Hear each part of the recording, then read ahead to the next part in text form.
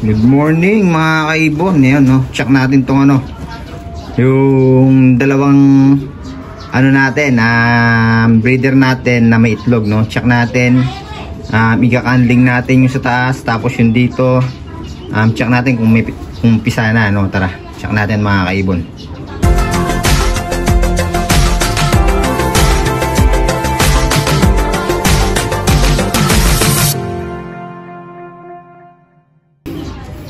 Yun, katungin lang natin yung ano, yung nest box ng mga ibon natin para hindi naman sila mabigla, no? Hindi may stress yung mga ibon natin. Sana kaya itong mga to ay lumabas. Tagal na nito eh. Ayun guys, may pisa ng isa. Ayan, no? Nice. Yan, pisa ng isa. Ayan, no, mga kaibon. Kakapisa lang. Ayan, o. Ayan pa itlog nyo. Kakapisa lang. Tapos eto pa. Tsaka yun. Ayan, o.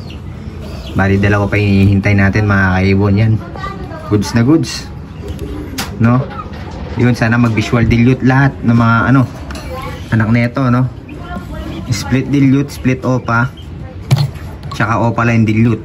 Ayan yung mga ibon natin. Sana mag-visual dilute lahat sila, no? O pala yung dilute sana lahat. Yung inaki neto, etong blue split opa, split dilute natin na galing kay Sir Melchor at Bingula, no? Binigay niya sa atin to. Nabili niya to kay Sir Longhair TV naman. Yan, may personalized na ring ni Sir Longhair TV yan. Tapos etong naman Move Opaline, no? Dilute. Nabili naman natin to kay Sir Gilbert, no? Kay Sir Gilbert dun sa ano, Pet Market. Yung nagtitinda dun sa Pet Market, no? Yun. Shoutout sa inyo, sir. Kay Sir Melchor tsaka Sir Gilbert, no? Yun, maraming salamat, no? At nakapagpainakay ulit tayo, no? May nagdagdag na naman sa mga inakay natin. Sana mabuhay yung mga inakay nila. So, lipat naman tayo dito sa taas. Mga kaibon, no? Pala yung dilute project din to. Check lang natin, kakanding natin kung ano, kung fertile ba yung inakay ng mga ano natin dito, ano. Ayun yung mga ibon natin. Ayan, blue opa, dilute tack, possible split pale follow, tsaka yung par blue opa, par blue opa, split dilute. So yun, check natin, candling natin. Fertile, tatlong fertile mga kaibon. Yun, di na natin gugulayin mga kaibon para di may stress, no? Tatlong fertile, yung anak, yung itlog nila, goods na goods. Goods na goods yung mga ano natin dito, mga breeder natin dito. So matagal-tagal natin to ulit bago silipin, no? Yung ano kasi, parang nasa ano pa lang to eh. Tingin ko, nasa 10 days pa lang siguro, no? 10 days pa lang or may 10 days, 12 days ganyan. Hindi ko na nalista kasi nung nakaraan nagkasakit tayo, di ba? Hindi ko na nalista yung pangingitlog nila, basta no sinilip ko yun, may tatlong itlog na. Kaya hindi na natin ano, na lista. Abangan na lang natin mapisa yung itlog ng mga alaga natin dito. Tapos dito check natin yung ano, painakay natin dito. Ay, lalaki na, oh. Lumalabas na yung isa na yun, oh. Ayan, oh. Yun. May silip na sa labas. Ayan, oh. Parehong green yung wing, kaya lang yung isa mas maganda. Mas pula yung kulay niya. Ayan, oh. Ang ganda na ito, oh. Yung new wing na ito, ang ganda. Sana magkak sila pareho, no? Pero parang hen, base sa U-wing niya, eh. Itong isa parang kak yung isa sa pagka-U-wing. Yung isa parang hen naman, no? Ito yung mga breeder natin. Yung galing kay Sir ano,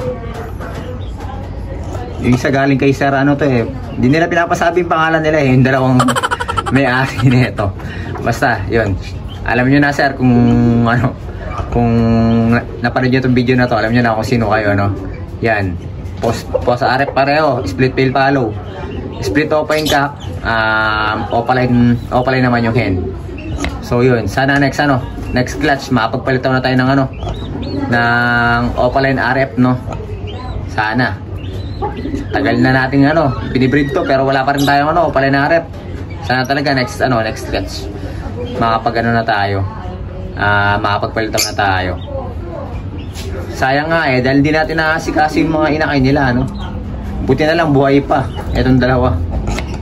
Bali talagang matitibay yung mga anak nila, matitibay, kaya buhay pa yung dalawang inakay nila. Nung nagkaset tayo, tanghali na natin napapakain kasi nga may sakit tayo, tanghali na tayo nagigising. Buti na lang nakaka-survive yung mga inakay nila, Tapos ito naman mga kaibon, hinihintay ko lang lumaki yung mga inakay na ito. Ito galing kay kay Sir Melchor at Bincula to. Etong green split opa, split ino, split power blue. Bali ipapares natin to sa Lutino hen, yung visual natin na Lutino doon. Yun yung ipapares natin para naman bawat clutch mapagpalabas tayo ng visual. Kasi sa parang split lang kasi sila tsambahan kapag nakapagpalabas ng visual. Wala. Meron tayo dati parehong split, masipag maglabas ng mga Lutino pa. Kaya lang to, wala. First clutch pa lang naman first clutch, Try natin isa pang clutch, kung makapagpalabas sila o hindi. Kapag di pa sila nakapagpalabas, next clutch yun, baka pag-iwalay na natin. Balak ko din tawag dito, palitan yung mga breeder natin ng mga visual na talaga. For example, ito dito, papalitan natin ng parehong visual, siguro pagpaparisin ko tong blue opaline dilute na dito, blue opaline dilute cock dito, tsaka improve natin dito yung kapares nito na mauve opaline dilute na hen, yun yung balak ko para puro visual na. Tapos dito good news, minessage tayo ni Sir Francisco Elciario, shoutout kay Sir. Yung green dyan na opa split dilute, bigay niya sa atin yan, bigay niya sa atin yan. Minessage na tayo, bibigyan niya tayo ng ng mauve opa split dilute, Yung napakabait ni Sir ni Sir Francisco Elciario. Shoutout po sa inyo. Bali yun, nabili namin to kay Sir Chris Kid Bullet yung nagtitinda sa pet market. Tapos yung ibibigay niya sa akin, proven hen na, nabili niya rin kay Sir Chris Kid Bullet, bali parehong nanggaling kay Sir Chris Kid Bullet. Kaya hindi pa natin mapuntahan ngayon, busy pa tayo. Yun, siguro pag nagka-time tayo, punin natin ibon sa kanya. Maraming salamat kay Sir Francisco Elciario, lagi tayong binibigyan ng ibon. Napakabait na tao talaga ni Sir Francisco. So yun mga kaibon, hanggang dito na yung vlog natin para ngayong araw to. Maraming salamat, ingat, and God bless po sa inyong lahat. Nga pala, baka Sabado punta na tayo ng pet market. Sana hindi maulan para makapunta tayo ng pet market. Sa mga nagpapasabay, yun, may nagpasabay sa atin, isang pares ng tawag dito, isang pares ng ng wild type green personata, tsaka isang pares ng Lutino opaline, pair Lutino opaline. So yung sa mga gusto magpasabay, nilalagay ko sa description yung link ng natin, ng Facebook page natin, para ma-message nyo ako doon sa mga gusto magpasabay. So yun mga kaibon, maraming salamat. Hanggang dito na lang. Ingat and God